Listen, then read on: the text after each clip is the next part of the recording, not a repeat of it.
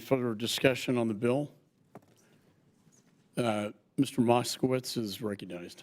Thank you, Mr. Chairman. Again, thank you, Mr. Chairman, Ranking Member, for bringing H.R. 5826 and Representative Wilson for sponsoring this legislation.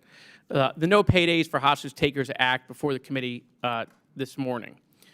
The legislation that Rep. Wilson and I have introduced earlier this month would deter Iran and other hostile governments and individuals from hostage-taking or wrongfully detaining U.S. nationals by imposing sanctions and other strict penalties. While I served in the Florida legislature, I represented the family of Bob Levinson, who was the longest-held hostage in U.S. history, who died in Iranian custody.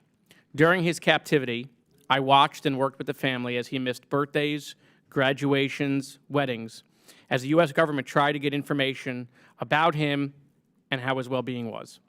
I saw the weight that the family bore, constantly afraid for their loved one, never knowing if he would come home, having to miss all that his family was experiencing while living in the hell of the Iranian regime.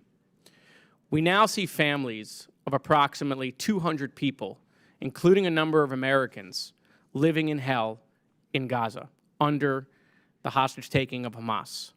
It just came out that of the 200 hostages that Hamas has taken, 30 of them are children. We've seen these videos of babies and children and teens, mothers, fathers. We've seen a Holocaust survivor taken, a person who never thought again in their life they would ever be taken hostage. And so this is unacceptable. It breaks my heart, and it's why I'm working on a bipartisan basis on this piece of legislation.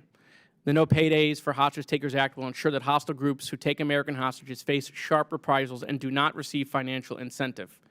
With that being said, it's an important note, because of the misinformation that was put out in the weeks after the deal was announced, that not a single dollar of the $6 billion, not a single dollar of the $6 billion has moved.